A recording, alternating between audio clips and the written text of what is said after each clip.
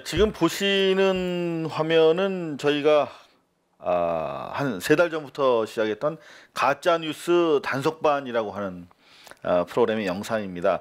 요분이 김춘엽 박사신데요.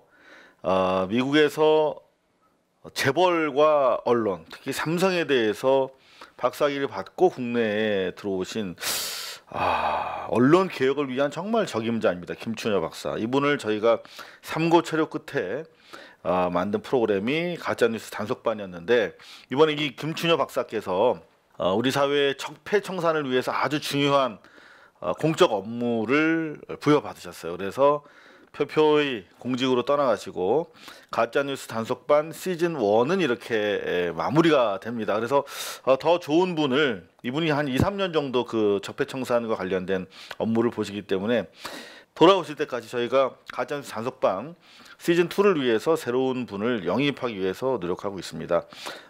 많이 여태까지 보지 못하신 분들은 많이 좀 시청을 해주시면 좋겠고요.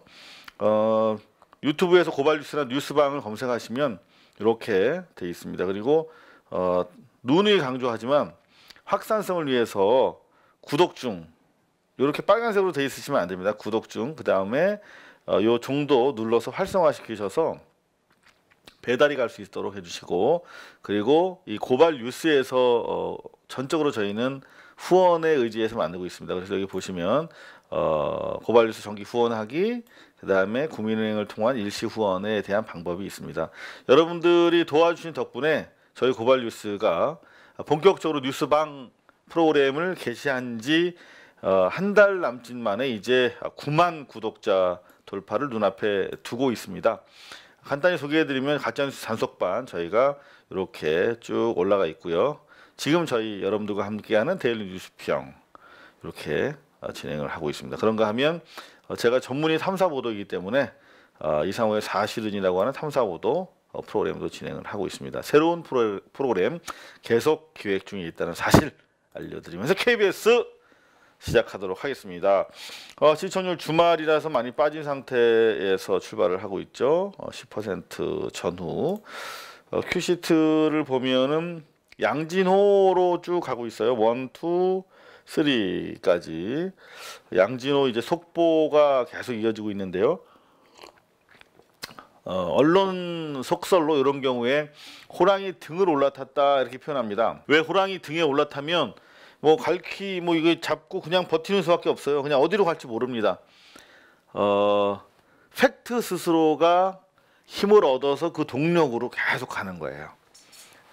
이런 경우는 아무도 못 말립니다. 도도한 촛불의 그 흐름처럼 이 기사는 이미 호랑이 등에 탔기 때문에 어떤 식으로든 이제 끝까지 갑니다. 양진호 폭행 피해자가 여러 명을 조사하고 있다. 수사가 확대되고 있다는 얘기고요.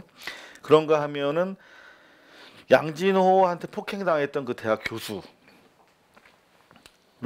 출연해서 인터뷰 시켰어요. 이런 경우가 이제 호랑이 등에 탔다고 하는 증거가 되는 것인데요. 여태까지 음지에 있던 피해자들, 특히 자기 신분 노출을 꺼리고 신분 노출됐을 때 저 가해자, 저 절대 악이 처벌받지 못할 경우, 우리 사회가 처벌할 능력이 아직 안 된다 라고 판단할 때 절대 음지에 있는 피해자는 나오지 않으십니다. 근데 음지의 피해자가 나왔다는 것은 이제 우리 사회가 윤리적으로 적어도 이 사안에 대해서는 징죄, 처벌할 수 있을 거라고 하는 확신이 있기 때문에 나오는 것이고, 두 번째는 이런 일들이 다른 곳에 더 많기 때문에 다른 곳에 있는 분들에게도 나오라는 신호입니다. 대단히 고무적인 그런 인터뷰를 듣고 있습니다. 그런가 하면 앵커 눈을 통해서 이제 이런 게 많다, 법제화해서 이런 피해자가 더 이상 나오지 않게 해야 된다라는 꼭지로 이어가고 있죠. 양진호 폭행 피해자 인터뷰를 이렇게 보면서 저는 느끼는 게, 늘상 제보자들을 상대로 탐사 취재하고 뉴스를 보도하지 않습니까? 이번에 그 2년 동안의 오랜 취재를 통해서 호랑이 등에 이 뉴스를 올리는 그런 위협을 달성한 박상규 기자, 아주 훌륭한 기자라고 칭찬해주고 싶은데요. 언론사 그만두고 백수 기자로 나와서 국민만 믿고 취재를 했기 때문에 이렇게 좋은 결과를 얻을 수 있었을 거라고 생각합니다. 이 박상규 기자가 많은 언론 매체와 지금 인터뷰를 하고 있어요.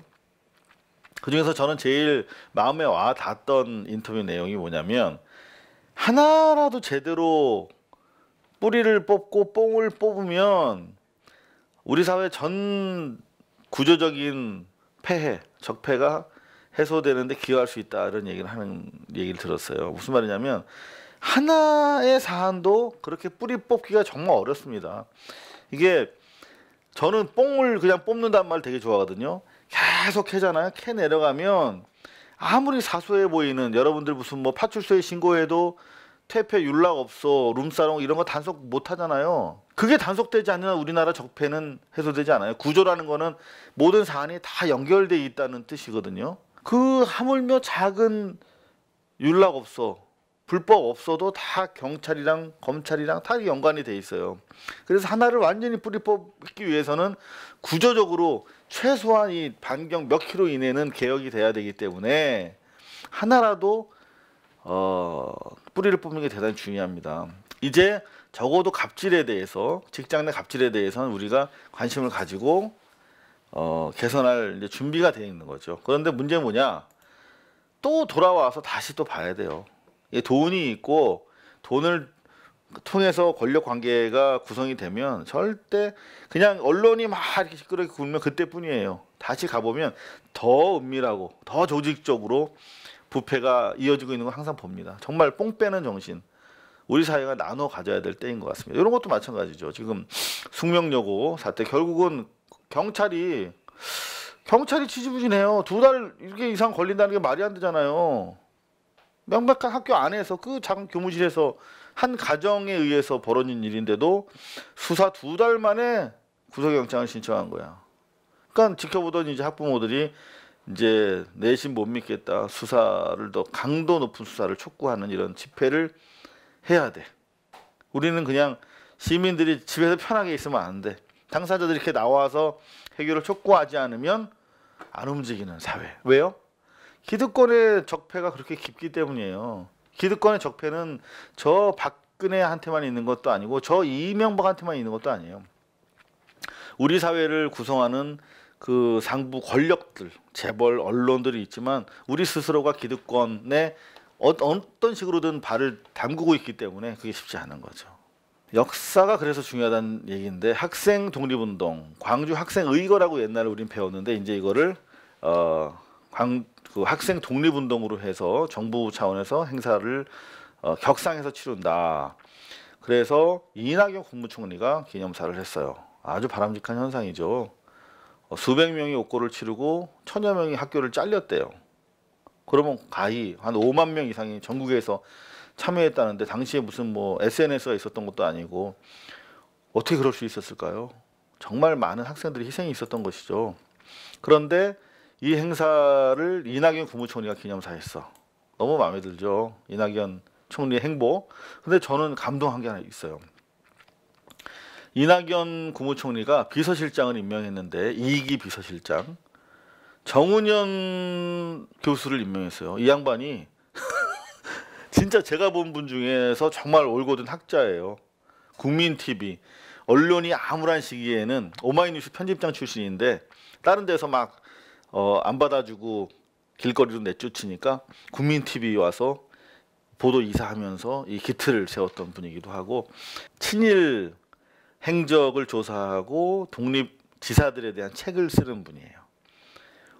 근데 이 정운현 선생 교수가 비서실장이 됐어. 이게 첫 번째 감동이고, 두 번째 감동은 뭐냐면, 정운현 교수랑 이낙연 총리랑은 그냥 안면만 있는 사이고 전혀 친분 있는 관계가 아니에요. 그게 감동이야. 이낙연 총리가 정운현 교수의 책들이 있어요. 책들. 항일 독립운동에 대한 책이에요. 그 책을 보고 결정했대. 자기가 부족한 게 역사의식인데, 역사에 대해서 좀 더 알아야 되는데 당신이 그걸 가지고 있으니까 나한테 그걸 얘기해달라. 그리고 나한테 고언을 해달라. 라고 전혀 모르는 사람을 자기 비서실장, 총리 비서실장은 차관급입니다. 차관급. 차도 나와요. 거의 말이 차관이지 장관급 비서실장이에요. 근데 생판 모르는 사람을 이렇게 초빙했다는 거. 그게 또 감동이었어요. 세 번째 감동은 결국 이래서 우리 정부가 뭔가 희망이 있겠구나. 정치와 통치는 시대 정신이라고 하는 것에 의해서 움직여요. 시대 정신. 누가 시대 정신을 마주하고 그 시대 정신에 대답하기 위해서 고초를 겪는가를 시대의 우리 민중들이 지켜봅니다. 이낙연 총리가 큰 정치인, 보다 큰 정치인으로서 이 친일 적폐의 뿌리라고 하는 친일 문제에 대해서 자기가 한번 끝까지 가보겠다. 이 시대 정신에 부응하겠다라고 하는 표현입니다. 그래서 저는 아주 높이 보면서 좀 지켜볼 예정이에요. 정운현 비서실장. 저도 이분한테 밥 한 끼 얻어먹은 적은 없습니다. 같은 지난 9년 동안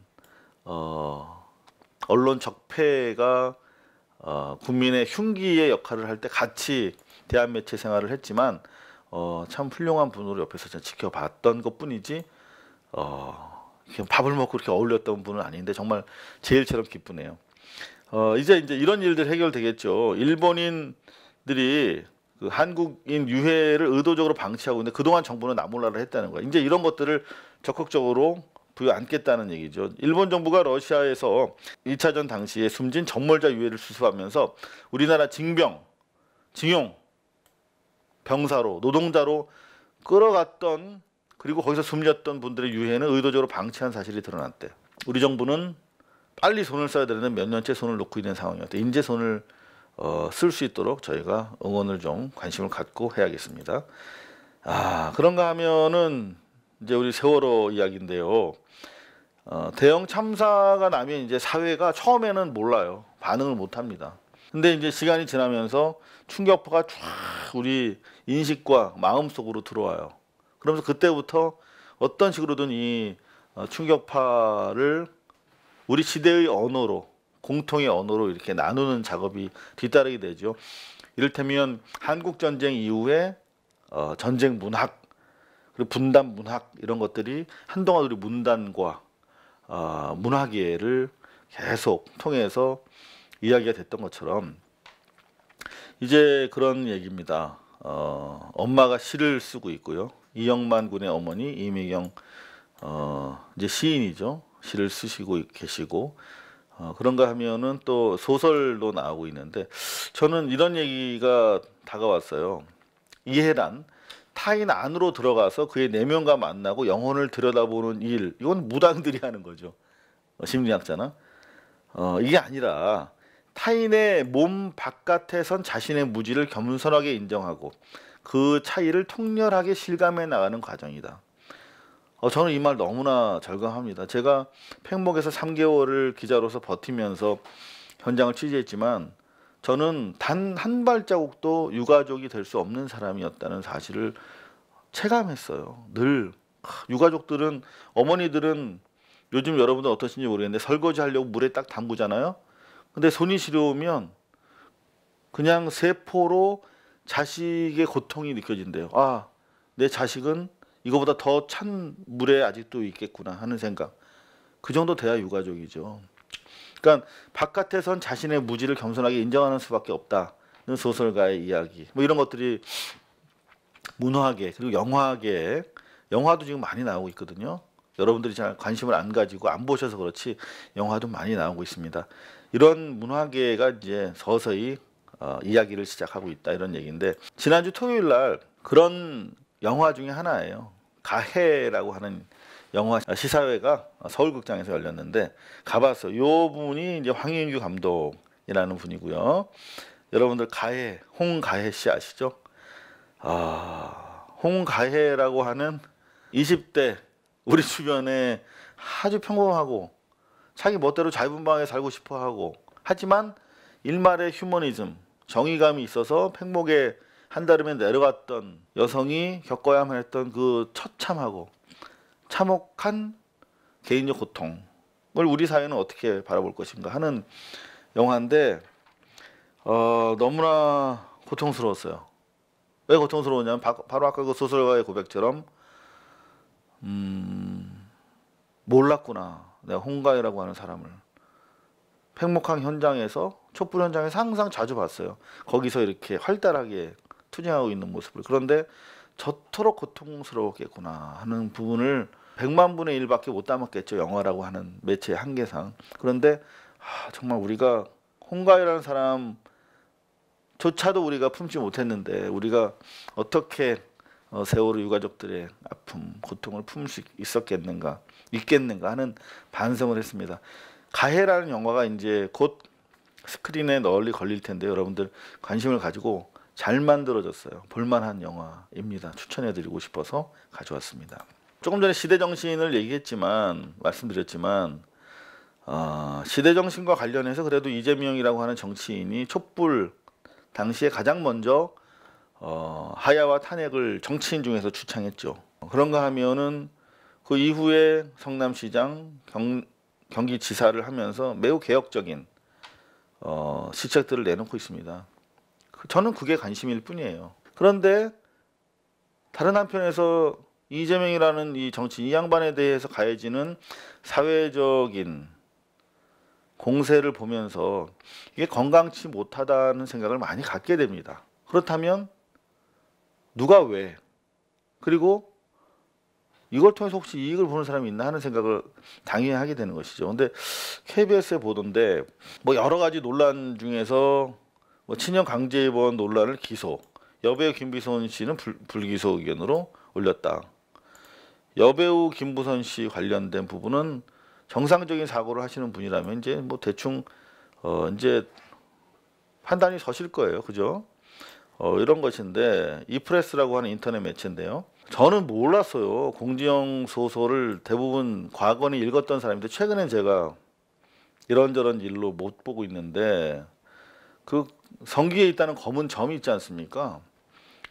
그거를 그냥 그 지방선거 전에 두 사람이 지방선거 끝나고 나서 이제 문제를 본격적으로 제기할 텐데 그때 성기 밑에 있는 점을 잘 활용하면 그게 사실이라면 이길 수 있을 거다라고 하는 공지영 씨의 조언 정도로 생각했었거든요. 그럴 수도 있긴 하겠다.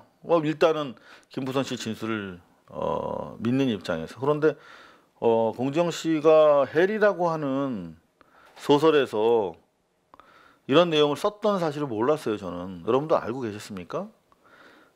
이게 공지영 씨 헬이가 나온 게 10월 26일 발행됐고 김부선 씨와 통화한 게 6월 초니까 여기서 성기에 찍힌 점 얘기는 아마 의도적으로 이재명 지사를 풍자한 사안일 것 같은데 한번 읽어볼게요. 그자가 추행을 하면서 자기 거시기를 보여준 모양이야. 아휴 지저분한 새끼. 게다가 그 성기 모양이 자세히 기술돼 있어. 팀장은 다짜고짜 이야기를 하며 웃었다. 그 둘 사이에 그 상황이 그냥 이렇게 반추되시죠. 이나의 의견이 묵살된 것을 설명해 주려는 배려였다. 성기 끝에 다마를 박았대. 그리고 성기 끝에 콩알 만한 한 검은 점이 있다는구만. 게다가 성기 묘사가 확실하고 구체적이야. 하면서 자기의 성기를 보여줬다는 거야. 장애인 통근용 버스를 사주겠다. 이렇게 나쁜 거래를 하는 나쁜 놈의 성기. 그러면 게임 끝났지. 결정적이네. 요거는 그 김부선 씨랑 했던 대화에서 나오는 자기의 대사잖아요. 그러니까 소설이라고 하는 형식을 빌어서 이재명이라고 하는 권력을 응징하고 있는 거예요. 이게 끝이야, 싱겁게. 이제 끝났어, 이걸로. 자, 그러면 미혼모가 성추행을 당한 거야. 여기서는 약자가 더 약자지. 김부선 씨가 아니라 미혼모로 또 이렇게 미혼모구나. 김부선 씨. 그렇죠? 성추행을 당한 걸로. 화관이 아니라 더 처참하게 묘사를 하고 있어요. 근데 이게 지금 점이 사실이 아닌 걸로 확인됐으면 이 소설에서도 정정 보도를 해야 되는 거 아닌가? 라고 하는 의견도 있더라고요. 여러분들은 어떻게 생각하시는지 모르겠습니다. 실제로 김부선 씨와 공지영 씨가 나눴던 그런 대사예요. 하고 그 거시기와 거시기 사이에 큰 점이 있대요. 하니까 공지영 씨가 허허허 큰 점이야? 바르기가 더 어떤 점이야?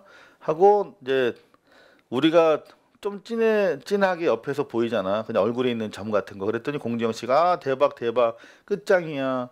이렇게 얘기하고 있어요. 그러니까 여기 나오는 거랑 게임 끝났지 결정적이네라고 하는 소설 속의 자기 화자가 동일인이다라는 걸 보여주는 거죠.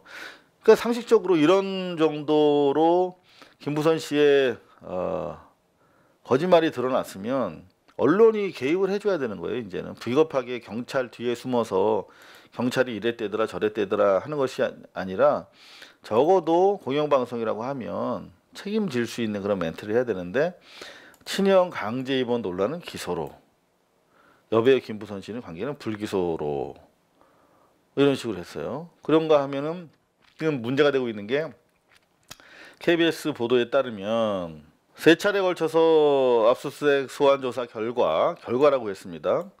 필수 절차인 전문의 대면 상담 없이 재선 씨를 입원시키려고 한 것을 확인했습니다. 이렇게 돼 있어요. 주어는 여기 보면 경찰은으로 돼 있어요. 그러니까 이런 경우에 KBS는 일견 제 법지식으로 봤을 때는 지금 요걸 가지고 이재명 지사가 발끈해서 법적 조치를 들어가겠다고 했거든요. 상업방송인 SBS면 모르지만 KBS가 이럴 수 있느냐라고 해서. 근데 경찰은이라고 주어를 달고 필수 절차인 전문의 대면 상담 없이 재선 씨를 입원시키려고 한 것을 확인했다. 그러면 요거는 최소한 이제 소송이 시작되면 경찰이 이렇게 확인한 걸 입증시켜 줘야 됩니다. KBS가. 그리고 KBS는 이것을 상당히 믿을만했다라고 하는 상당성을 주장할 텐데요. 동시에 KBS 입장에서 또 하나 주장해야 될 게, 또다시 입증해야 될 게 함께 이재명 지사의 진실 확인을 위한 충분한 노력이 있었는지, 그리고 반론을 충분히 게재해 줬는지 부분입니다. 그런데 반론이 좀 부족한 것 같고요. 일단 이건 또 법률적인 상황이 진행이 되니까 지켜봐야 될 문제인 것 같습니다.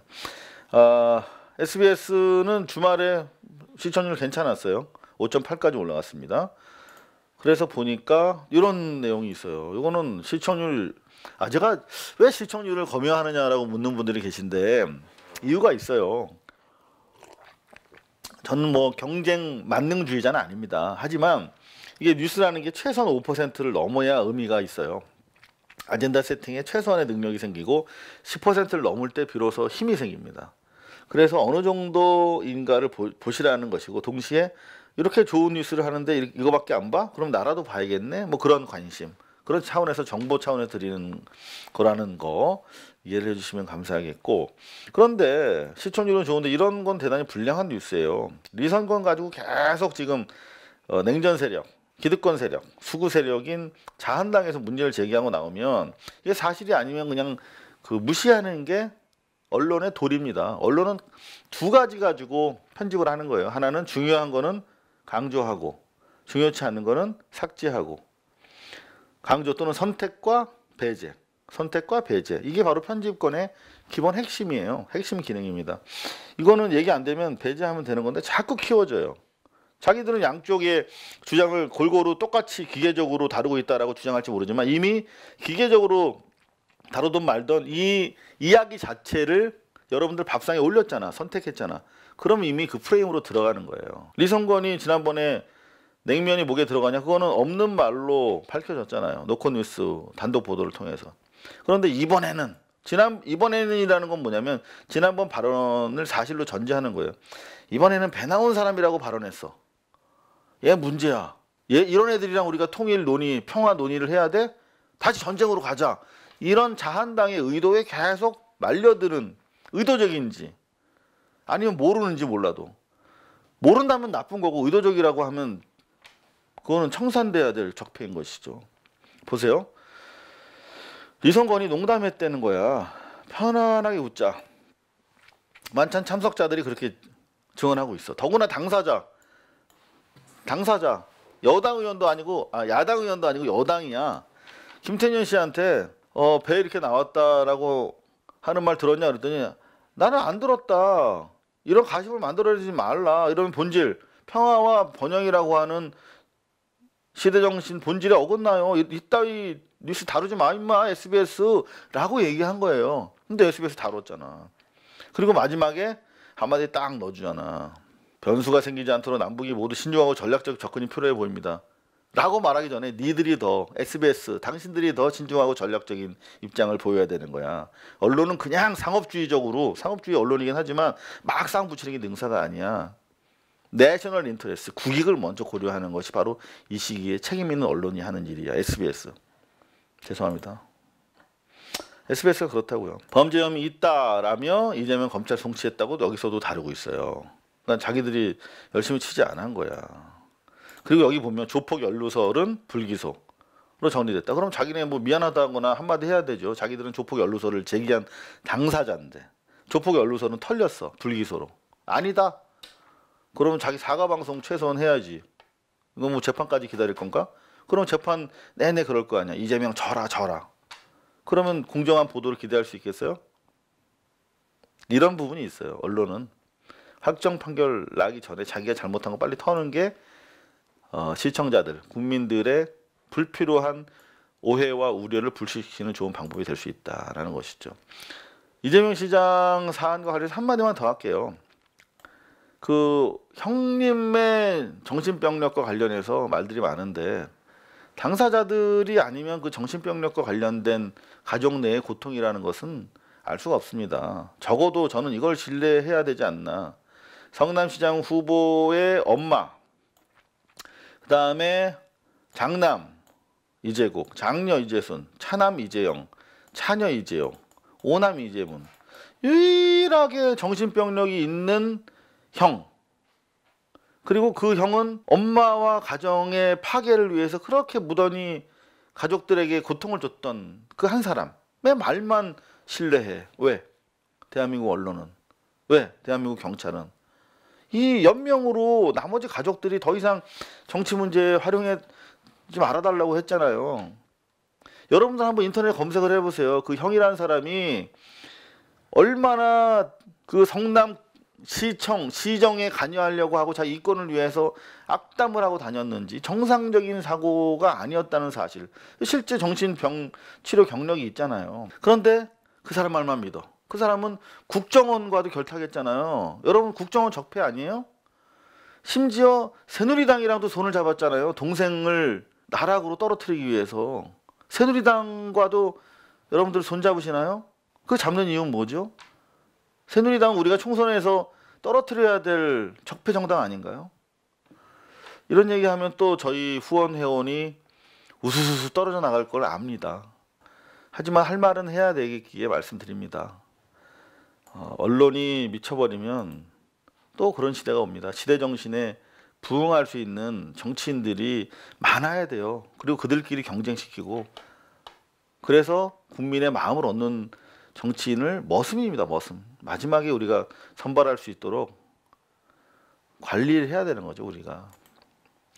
자, 그런가 하면 MBC 한번 볼까요? 잘하고 있나? 보겠습니다. 시청률 고만고만하고, 톱을 이렇게 예산 세금 이렇게 톱을 올리면 안 봐요. 그런가 하면은 신성일 이미 다 유튜브나 포털에서 본 거 안 봅니다. 편집을 이해할 수가 없어요. 요거 있잖아요. 이명박근혜 정권이 숨기고 싶었던 비밀 문건, KBNet 문건을 입수했대. 전부 입수했대, 전부. 그럼 이거를 톱으로 발라야죠. 그런데 스트레이트에서 보래.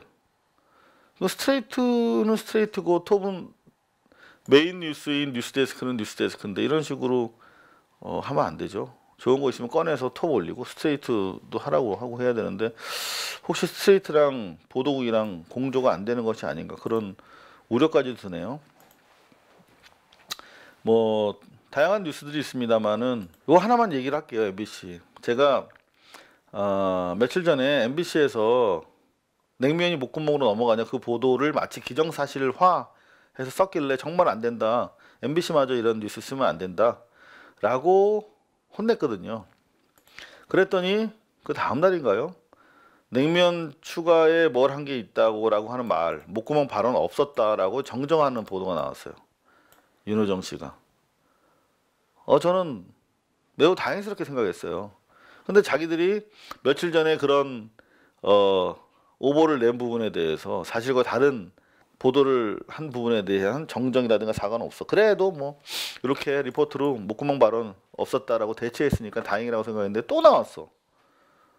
어제 또 나왔어. 이성건 또 구설수. 내면 발언 아닌 걸로 자기네가 클리어 해놓고 또 구설수. 김태년한테 배 나온 사람. 왜 이런 보도를 하는지. 잘못된 보도하고 사과한 정정한 다음에 또 잘못된 보도를 이어가잖아요. 지금 보면은 민주당 관계자들도 다 화기애애한 분위기 속에 오간 농담이래. 그러면 보도하지 않으면 돼. 근데 보세요. 자유한국당은 요 한 줄 때문에 이 앞에서 객관적인 밸런스를 맞추려고 했던 노력이 무산되는 거예요. 자한당은 리 위원장이 방북 기업인들에게 냉면이 목구멍으로 넘어가느냐고 한 대 이어 이건 팩트로 전제한 말을 실어줬잖아요. 자한당 멘트를 실어준 자체가 이미 이 프레임으로 넘어간 거야. 이런 모욕적인 발언을 했는데 또 김태년 역시 북한을 두둔하고 있다라고 비판했다. 요것 때문에 자한당 페이스로 넘어가는 거예요. 그러니까 바보지 이런 아젠다를 세팅하는 자체가. 이해하기 어렵습니다. 이 캐비넷 문건 이걸 톱으로 올렸어야지. 자, 이 톱으로 올린 캐비넷 문건에 보면 쭉 있어요. 언론과 관련된 통제 얘기가 많이 있었는데 보니까 블루투데이라고 하는 경우 인지도는 낮으나 적극적인 협조 의사를 보이고 있다. 지원 시 효과가 클 것으로 사료된다. 전 지원했을 것으로 보이는데 이 블루투데이 국정원에서 아마 지원했을 것 같아요. 정경련이랑. 근데 여기 보면 블루투데이 저는 진짜 많은 피해를 받았거든요. 블루투데이에서. 민간 잠수사 1명 쓰러져 병원 이송돼. 다이빙벨 탑승 인원 아닌 민간 잠수사. 이 사람들이 처음에는 보도를 다이빙벨 탑승했던 민간 잠수사가 사망했다라고 해가지고 저랑 이종인 대표랑 엄청난 악플에 시달렸어요.